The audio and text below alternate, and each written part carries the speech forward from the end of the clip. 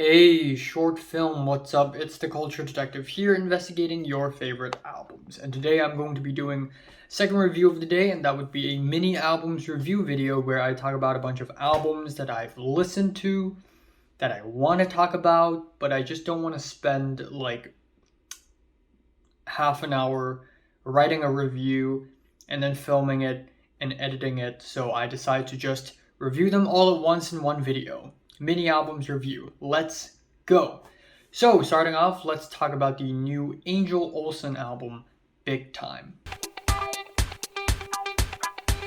New Angel Olsen album, Big Time. She is back, singer-songwriter, art pop.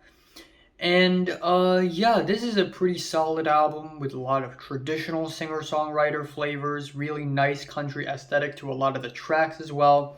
This album has a lot of very stripped back ballads, and is that a fly? Come on. And because a lot of the tracks on this album are really stripped back, this album does feel really slow and really long and really dragged on. That being said though, the vocal work is amazing. Her voice is really potent, it's thick, it's deep, and it's just that it's not as exciting as I hoped this album would be. So yeah, it's a pretty good album, feeling a 7 out of 10 for this new Angel Olsen album. Yeah.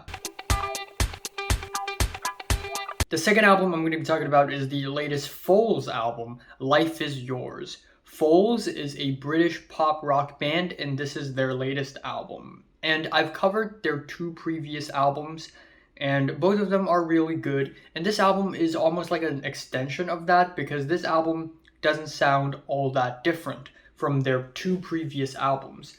It's pretty formulaic. We have some washed out vocals, some stiff dance beats, and that's pretty much it.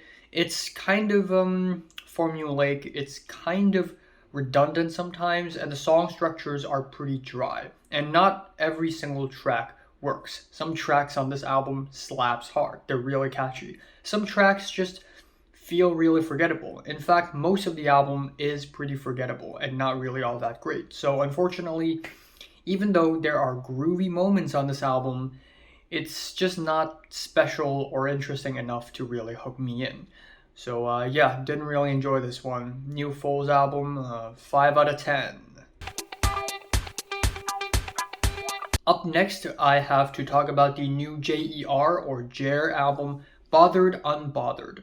So JER or JER is a new up-and-coming exciting artist who has a social media platform presence, and this is Bothered Unbothered, a ska punk album. And this is exciting as hell. It's really energetic, it's exciting, his performances are amazing, and we also have some hilarious but also very socially aware and conscious lyrics, which are really nice. I guess what makes this album not stand out to me all that much is that a lot of the instrumentals on this album, a lot of the melodies and hooks are something that I've heard before.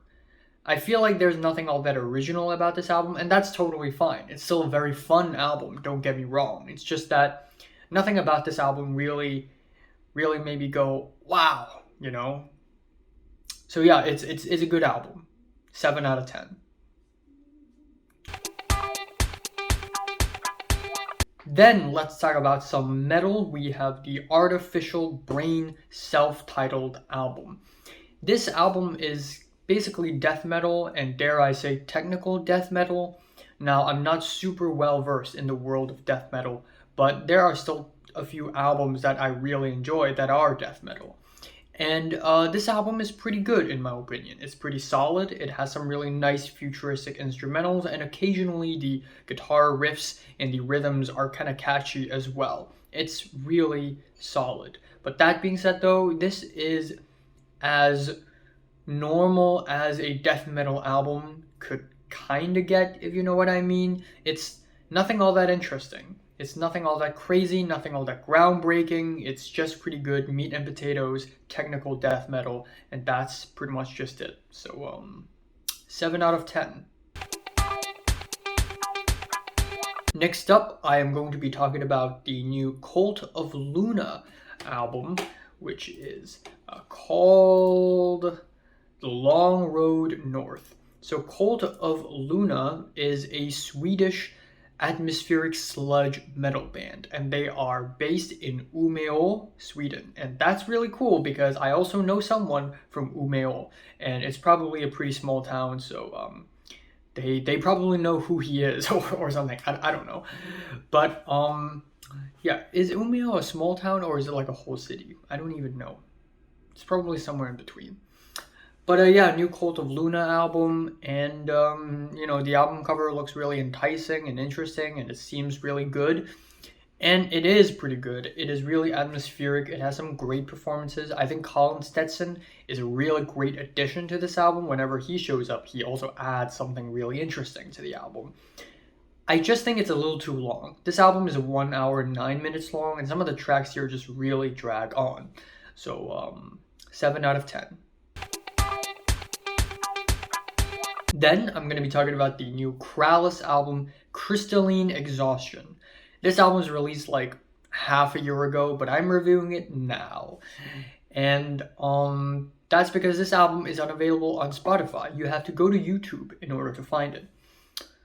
But that being said though, Demonic Wealth, their last album, is on Spotify, and it's pretty good. Even though the mixing is not top notch, it does have some really interesting and really good performances. Now we have Crystalline Exhaustion, where the mixing is pretty good, and thus the album is pretty good overall.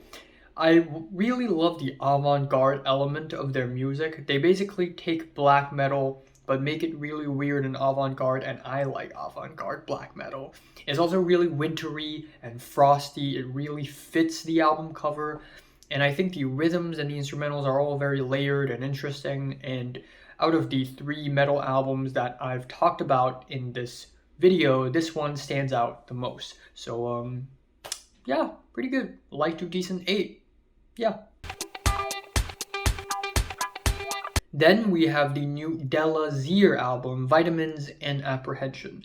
Della Zyr is a South Korean shoegaze dream pop rock artist, and this is his debut album, their debut album. Yeah, it's all right. This album feels like, to me, a lot like Asian Glow and Paranol, except it's nowhere near as interesting or impressive. A lot of the tracks on this album feel really derivative of My Bloody Valentine and Cocteau Twins, and less interesting, less impressive, less original, kind of formulaic. And another thing about this album is that the mixing is kind of compressed and clustered, so it sounds kind of muffled and lo-fi, but not in a good way. So yeah, overall it's just alright. Some of the tracks here definitely achieve that dreamy vibe that the songs here are going for, but overall it's just it's promising. 5 out of 10. 5 out of 10. To end off this video on a bit of electronic music, we have the new Feiertag album, Dive, which is very much a house album. It makes house music. And this album is very much derivative of the music of Nicholas JER. And there's a difference between like downright ripping off and being inspired by. And I feel like this album is somewhere in between. There are moments on this album that's like literally Nicholas JER. That is Nicholas JER in a nutshell. But then there are also some other moments in this album that feel a little bit more original. Overall, it's a pretty pleasant album. The slower, quieter tracks are usually a lot more tasteful in this album, especially the album opener. And some of the bangers on this album are pretty formulaic without much in terms of versatility. Just a house beat, some nice little embellishments, and that's it. And I don't know why. Maybe this album just lacks something. Maybe it's an artistic vision. I don't know. But I didn't completely enjoy this album. It's a good one, but that's it. 7 out of 10. So if you listen to these albums from 1 to 10, just rate them, like, and subscribe if you want more, and thanks for watching.